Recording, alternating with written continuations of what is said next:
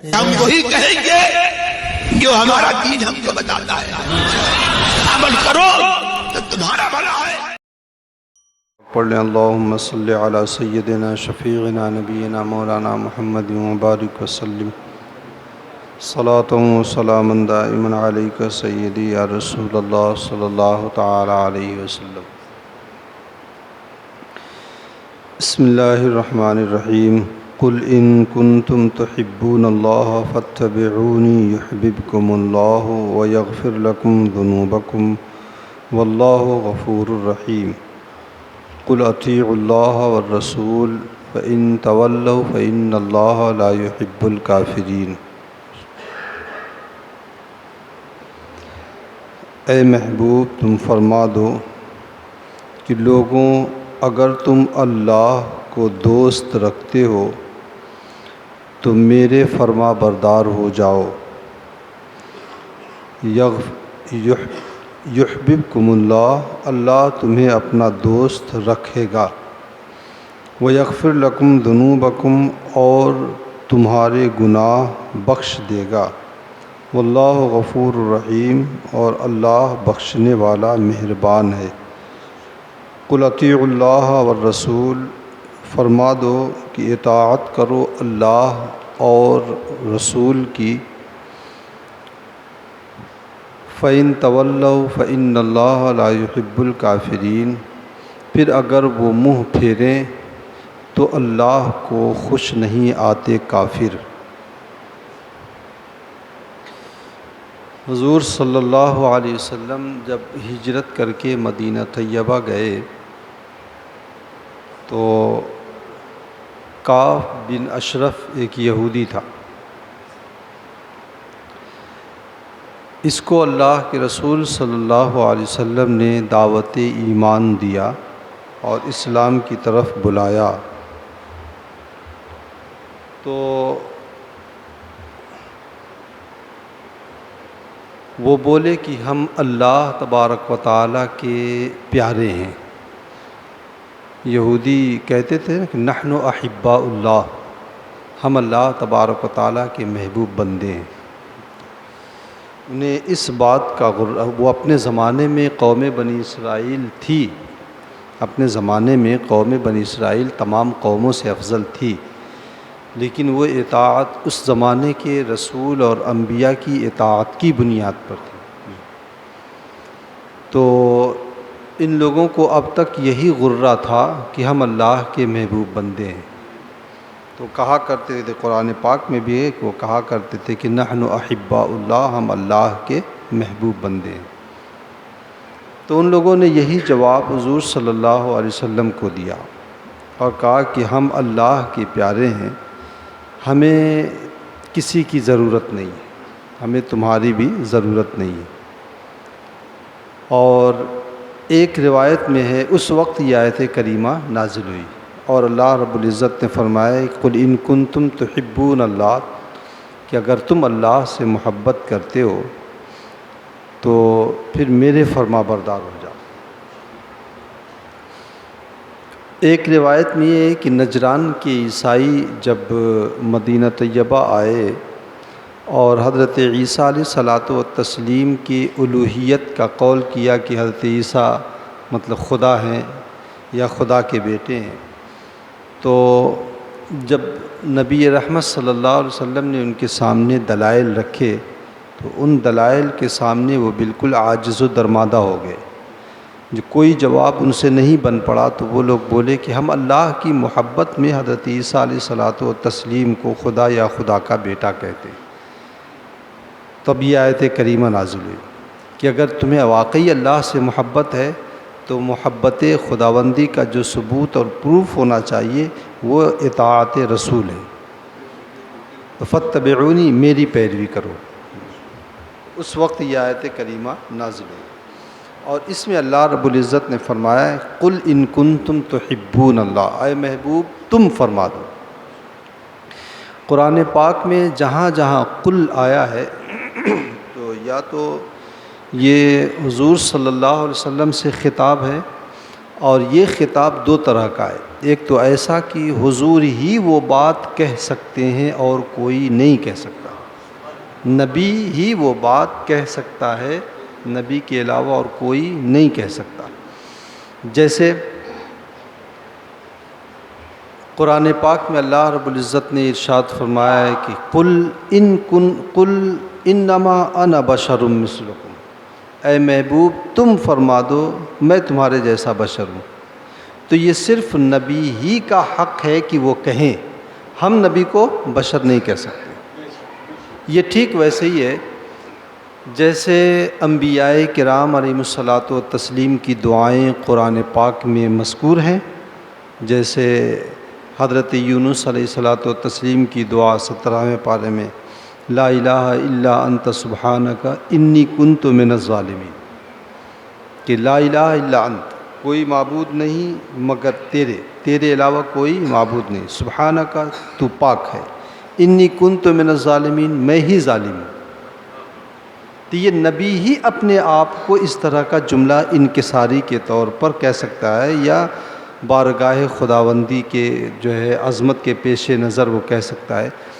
اگر بندہ کوئی کہے کہ حضرت یونس نے تو اپنے آپ کو ظالم کہا ہے تو ہم بھی ظالم کہیں گے، تو وہ کافر ہو جائے گا۔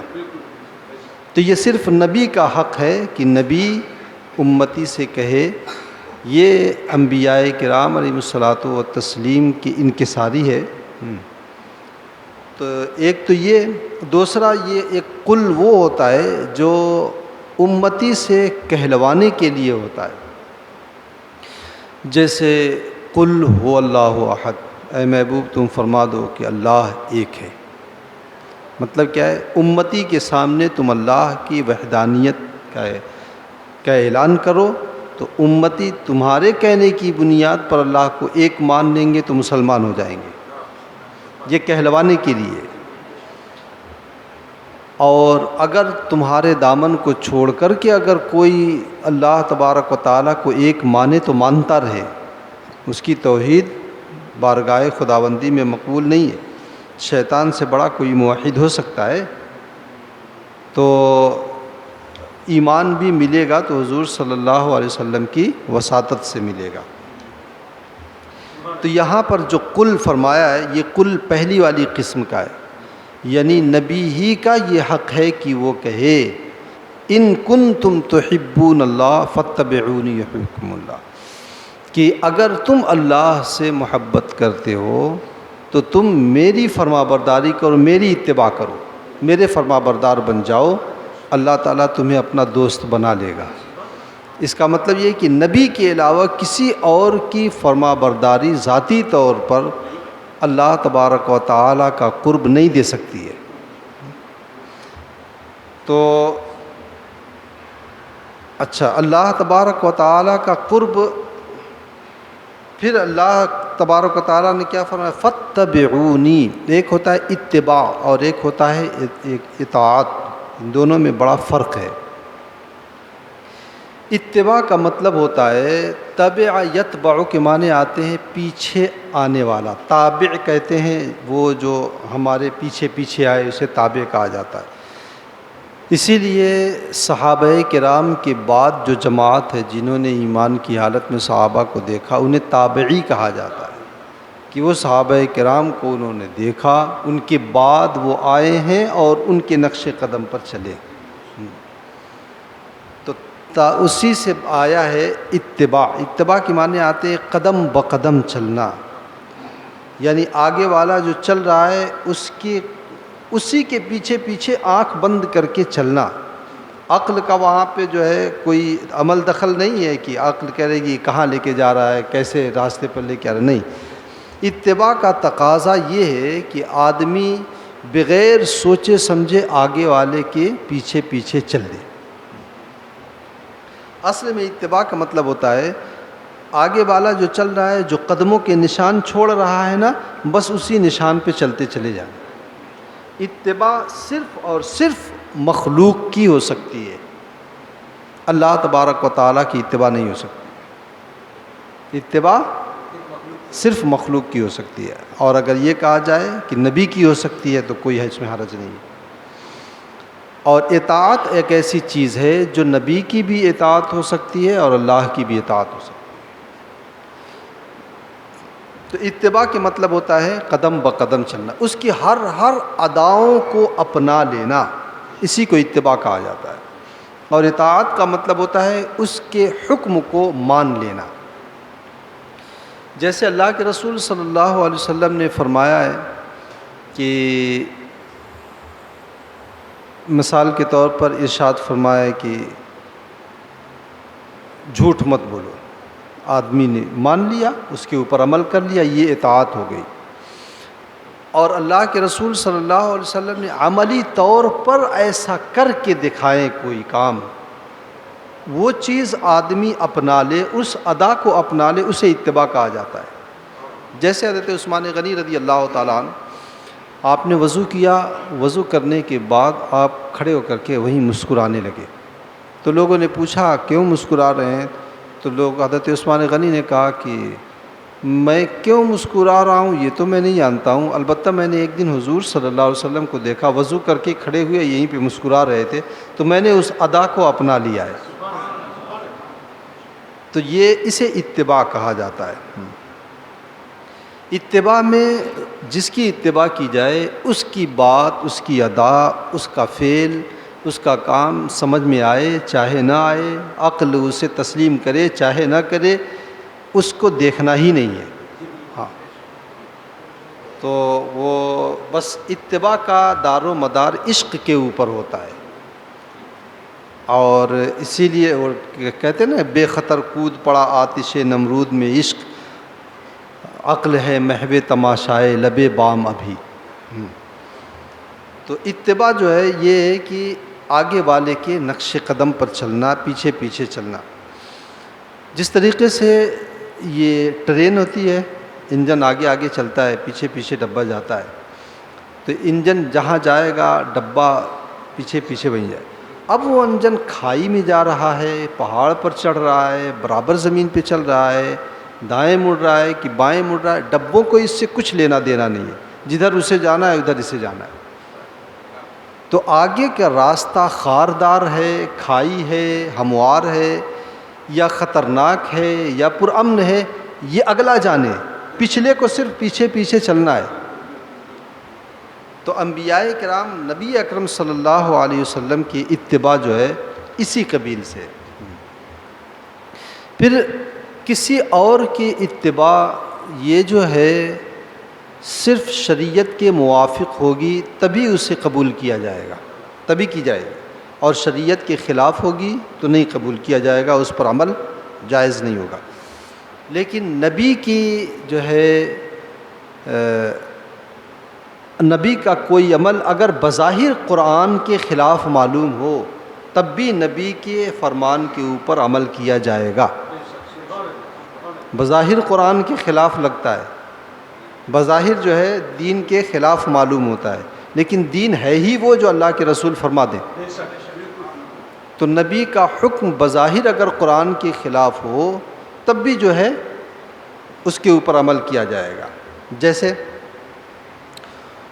قرآن پاک میں اللہ تبارک و تعالی نے ارشاد فرمایا ہے کہ اگر تم کسی کے ساتھ کوئی معاملہ کرو فاستشہدوا شہیدین من رجالکم فإن لم یکونا رجلین فرجل وامرأتان ممن ترضون من الشہداء، تو اس پر 2 گواہ بنا لو اپنے مردوں میں سے، اور اگر 2 مرد نہ ملیں تو 1 مرد اور 2 عورتیں، یعنی 2 عورتیں مل کر کے 1 مرد کے برابر ان کی گواہی بنے گی۔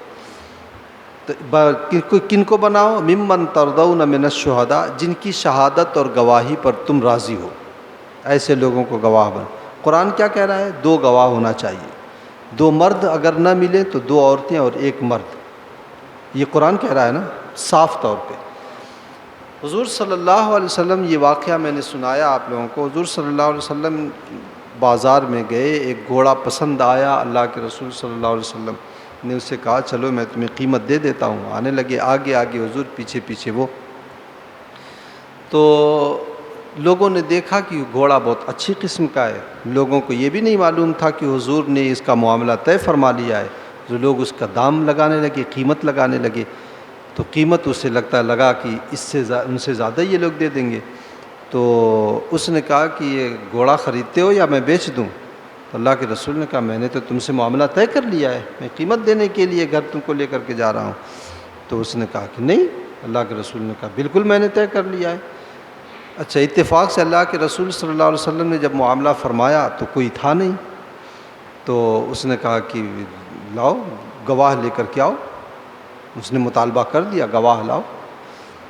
تو اب گواہ تو کوئی بظاہر تھا نہیں، حضرت خزیمہ کھڑے ہو کر کے سن رہے تھے۔ انہوں نے کہا یا رسول اللہ میں گواہی دیتا ہوں کہ آپ نے خریدا ہے۔ تو خیر معاملہ تو جو ہوا ہو گیا۔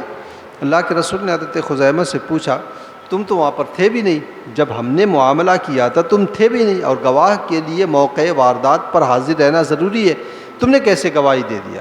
تو انہوں نے کہا یا رسول اللہ آپ کے کہنے پر تو ہم نے اللہ کو مان لیا، جنت کو مان لیا، غیب کی چیزوں کو مان لیا، جس کو کہتے تھے کہ یہ قرآن ہے ہم نے اسے قرآن مان لیا، جس کو فرمائے یہ حدیث ہے ہم نے اسے حدیث مان لیا۔ تو جب ہم اتنی بڑی بڑی چیزوں کو مان کے بیٹھے ہیں تو یہ تو بہت معمولی چیز ہے۔ تو اللہ کے رسول نے فرمایا من شہد لہ خزیمہ فہو یکفی، خزیمہ جس کے بارے میں گواہی دے دے، جس کے حق میں گواہی دے یا جس کے خلاف گواہی دے، یہ ایک ہی کافی ہے۔ قرآن کہہ رہا ہے دو چاہیے، اللہ کے رسول نے کہہ دیا خزیمہ نے اگر گواہی دے دیا تو دو کی ضرورت نہیں، اور صحابہ نے اس پر عمل کیا، خلفائے راشدین نے اس کے اوپر عمل کیا ہے۔ اسی طریقے سے قرآن کیا کہہ رہا ہے فَانْكِحُوا مَا طَابَ لَكُم مِّنَ النِّسَاءِ مَثْنَىٰ وَثُلَاثَ وَرُبَاعَ، تمہیں اگر استطاعت ہے اور انصاف کر سکتے ہو تو جو عورتیں تمہیں خوش آئیں پسند آئیں ان میں سے 2 یا 3 یا 4 سے نکاح کر لو، یعنی 4 تک کی قرآن نے اجازت دیا ہے نکاح کرنے کی۔ لیکن حضور صلی اللہ علیہ وسلم کی دختر نیک اختر سیدہ خاتون جنت رضی اللہ تعالی عنہ کی حیات میں حضرت مولائے کائنات نے ابو جہل کی ایک بیٹی تھی جو مسلمان ہو گئی تھی، ان کو پیغام نکاح بھیجا تھا۔ تو اللہ کے رسول صلی اللہ علیہ وسلم نے منع فرما دیا لا تجتمع بنت اللہ و بنت عدو اللہ، لا تجتمع بنت رسول اللہ و بنت عدو اللہ، اللہ کے رسول کی بیٹی اور دشمن رسول کی بیٹی ایک نکاح میں جمع نہیں ہو سکتی، منع فرما دیا، حالانکہ قرآن اجازت دے رہا ہے۔ خود اللہ کے رسول صلی اللہ علیہ وسلم نے فرمایا میری امت کے مردوں کے اوپر سونا حرام ہے، لیکن ہجرت کے موقع پر حضرت سراقہ کو کیا کہا تھا سراقہ میں تمہارے ہاتھوں میں سونے کا کنگن دیکھ رہا ہوں، اور حضرت عمر فاروق رضی اللہ تعالیٰ عنہ نے اس پر عمل کیا۔ ایسی بہت ساری مثالیں جو ہیں قرآن و حدیث میں، احادیث طیبہ میں صحابہ کے وقت۔ تو حضور صلی اللہ علیہ وسلم کا حکم اگر بظاہر قرآن کے خلاف بھی ہو تب بھی جو ہے اسے مانا جائے گا، لیکن اس کے علاوہ کسی اور کا اگر حکم ہوگا تو وہ جب تک شرع کے موافق نہیں ہوگا، قرآن و حدیث کے مطابق نہیں ہوگا، اسے مانا نہیں جائے گا۔ فاتبعونی، اگر تم اللہ تبارک و تعالیٰ سے محبت کرتے ہو تو مجھ سے میری فرما برداری کرو، تو اس کے بدلے میں اللہ تعالیٰ تمہیں 2 انعام دے گا۔ ایک انعام یحببکم اللہ، تمہیں اپنا محبوب بندہ بنا لے گا۔ کہاں تو یہ تھا کہ تم اللہ تبارک و تعالیٰ کے طالب تھے، ہے نا، تم طلبگار تھے نا کہ اللہ تبارک و تعالیٰ سے تم محبت کرتے ہو، اور کہاں اللہ تبارک و تعالیٰ حضور صلی اللہ علیہ وسلم کی اطاعت اور اتباع میں تمہیں اپنا محبوب بنا لے رہا ہے، مطلوب بنا لے رہا ہے۔ ایک محبوب ہوتا ہے، ایک محب ہوتا ہے، تو محب جو ہوتا ہے وہ چاہتا ہے، جس کو چاہتا ہے وہ محبوب ہوتا ہے۔ تو تم اللہ کو چاہ رہے تھے، یہاں معاملہ ایسا ہو گیا حضور کی اطاعت کے صدقے میں کہ اللہ کے محبوب بن گئے۔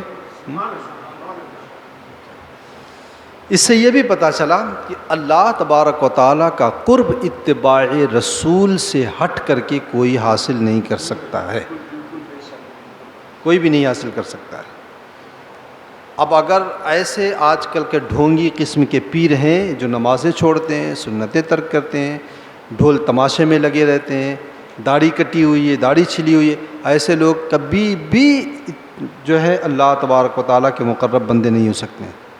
یہ بات ذہن میں رکھیں، قرآن کہہ رہا ہے اگر تم میری اتباع کرو گے تو اللہ تعالیٰ تمہیں اپنا محبوب بندہ بنائے گا، اور جن کو قرآن پڑھنے کی تمیز نہیں ہے وہ اپنے آپ کو جو ہے وقت کا کتب تسلیم کا مان رہے ہیں۔